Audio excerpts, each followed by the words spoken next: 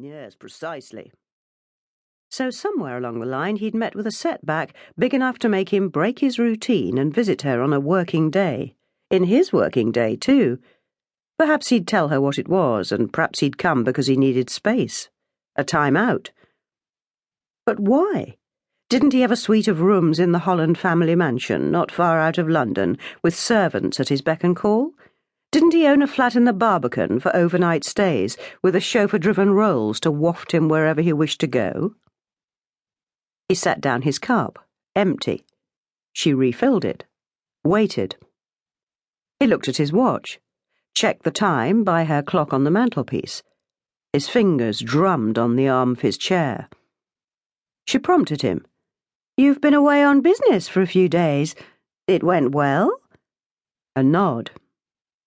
Earlier that year, Holland Holdings International had been split into two. Leon's much older elder brother, Briscoe, who had hitherto owned and run the multi-company organisation as his private fiefdom, had retained control of the overseas companies, but had handed responsibility for the British ones over to Leon.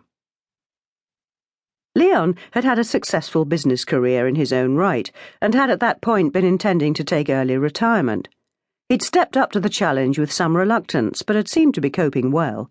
He'd reorganised some of the businesses. He'd appointed some new managers and confirmed others in their posts. The markets had responded favourably, and he'd seemed comfortable in his new shoes. Obviously something had gone wrong, but what? If he didn't want to talk, he wouldn't. She glanced at the clock. She'd abandoned a client in the middle of a discussion about staffing for a silver wedding party. She needed to get back to her desk. He said, "What time did I arrive? Will the girls downstairs remember? Will you?" "You need an alibi?" She half laughed, then saw he was serious. "For what?" "I don't know." His frown deepened. "By the pricking of my thumb, something wicked this way comes. Tell me I'm imagining things." "What things?" He ignored that, stood up, yawned. Hands behind his back, he went to look out of the tall sash windows at the front of the house. Was he avoiding her question, and if so, why?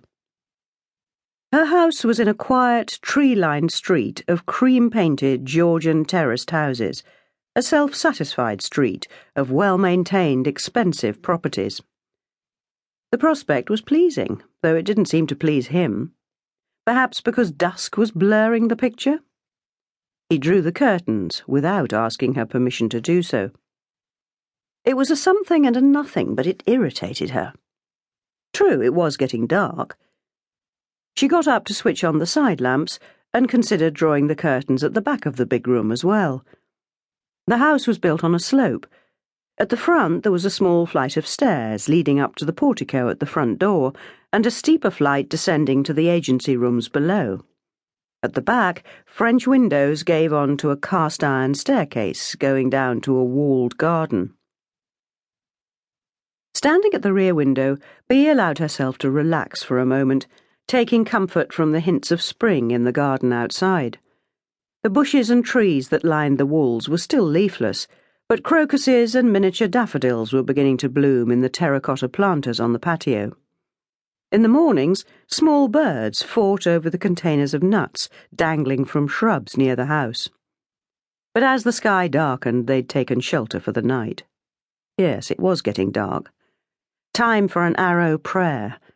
"Tell me the right question to ask, Lord." She pulled the curtains to. He said, "May I take you out this evening? Perhaps even catch a bed afterwards? The flat at the top of the house is empty at the moment, isn't it?" No, it wasn't. "Well—" He made a gesture of frustration. "I forgot. You've been lumbered with my niece. How's that working out?" Bea hesitated. Briscoe, Leon's older brother, had married late in life and sired a daughter, Dilys. He'd never paid much attention to the girl, and Bea could understand why.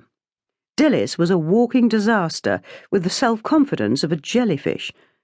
She couldn't make a cup of tea without dropping her teaspoon into the sugar. One of her father's business managers had married her bigamously for her money, and then kept her cowed with verbal and physical abuse. Dilys had produced 3 children. To keep listening to this audiobook, I've left you a link in the description so you can do it, at no cost thanks to Audible's 30-day free trial.